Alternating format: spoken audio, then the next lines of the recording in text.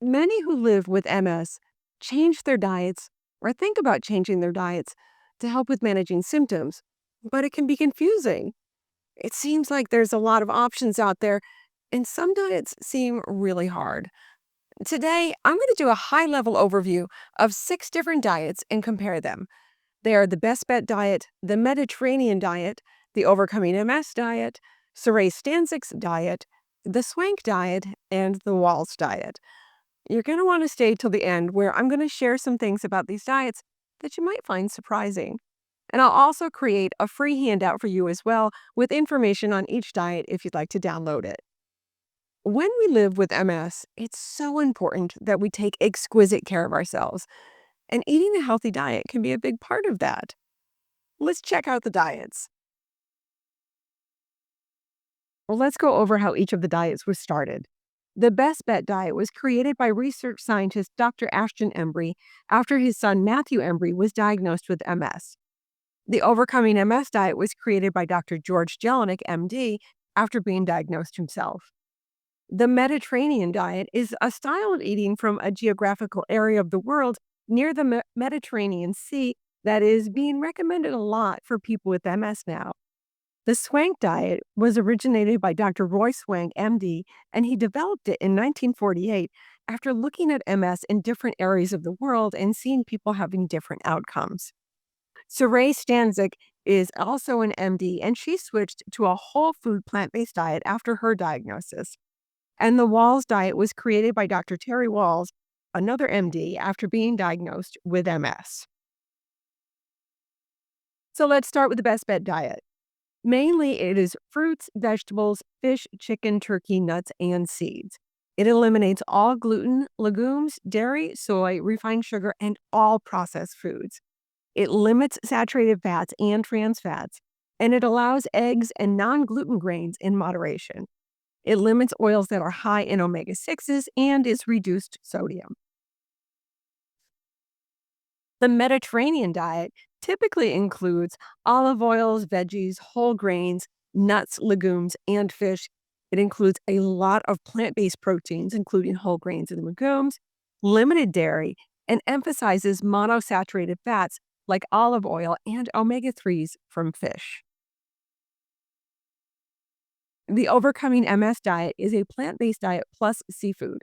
It excludes meats and dairies, it limits eggs to egg whites, it minimizes saturated fats, and includes sources of omega 3s, including flaxseed oil. And it also removes all processed foods.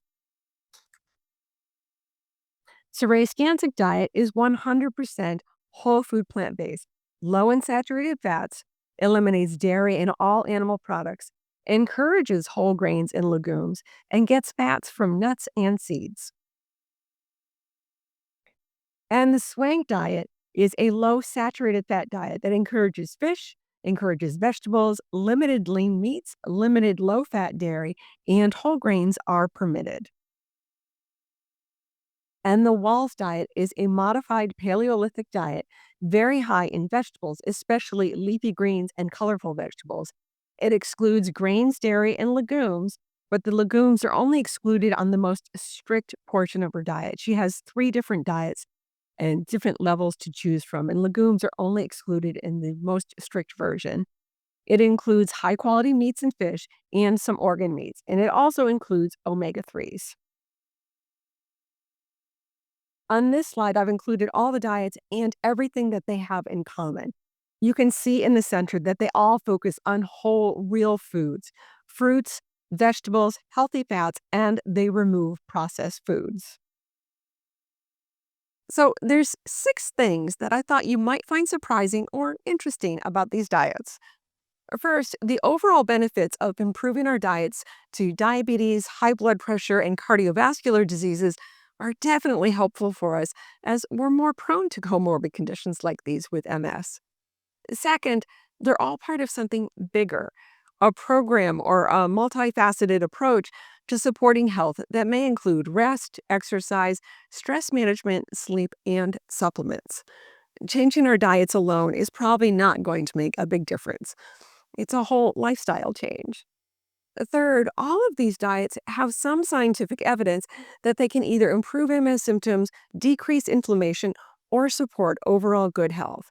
They've been researched and there are results showing that they can help. Hi, editing Vickie here, breaking in. I need to address the elephant in the room, or the cow, or the pig. I did not include the carnivore diet here, and I know that it's gaining popularity in the MS community. So I just wanted to quickly explain why not. The carnivore diet does not have any scientific evidence to support it. And when I do research for my videos, I use a number of different tools to help me research. I use Consensus AI, which looks at scientific and research papers. I use Google Scholar, which also looks at scientific evidence.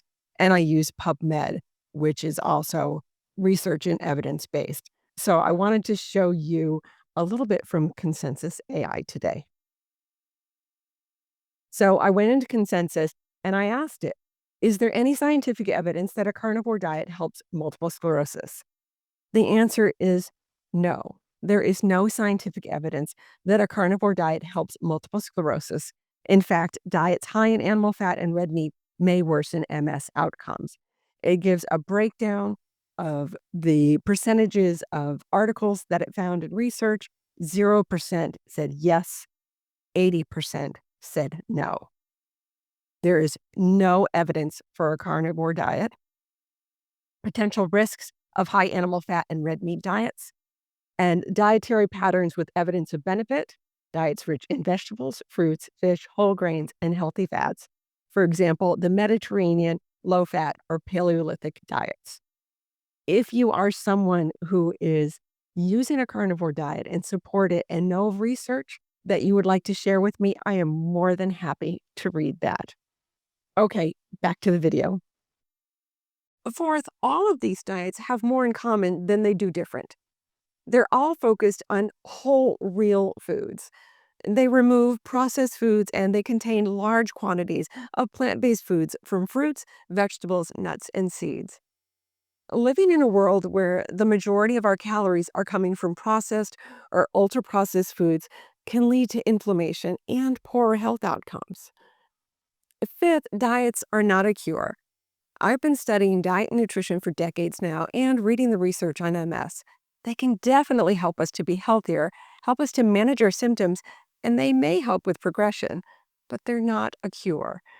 For many of us, our disease remits and our bodies go through periods of recovery and stability, and eating healthier can help our bodies recover during these times. Sixth, fats matter. These diets all focus on quality of fats and increasing healthy fats like omega-3s. I would use real caution with the amount of saturated fats included in some of these diets, though. The evidence is very convincing that those with MS that have higher levels of saturated fat intake tend to do worse in the long run. So, where do I stand on these diets? What we eat is important. I choose to be 100% plant-based. I think the research shows it's a great way to live better with our MS. But there's some evidence that people can do well on all of these diets. I like what Michael Pollan said. Eat food, not too much, mostly plants. When he said eat food, he meant real foods. Get rid of the processed junk. Not too much. Approximately 75% of U.S. adults over the age of 25 are overweight or obese. We need to be mindful of the calories we're taking in. Mostly plants. We see it over and over again. Eating a large amount and a large diversity of plants can help us. There's new research and ongoing research into our gut microbiome and how it's linked to MS and our symptoms. Eating more plants can help our guts. There's over 20,000 kinds of edible plants out there. Eating plants is anything but boring or restrictive. What do you think? Do diets help? Are you eating a particular diet? Let me know in the comments below. To get the free handout with information about these diets and programs, see the link in the comments and in the description below. If you enjoy content about living well with MS, please subscribe so you don't miss any upcoming videos. To see more on diets, watch these videos next.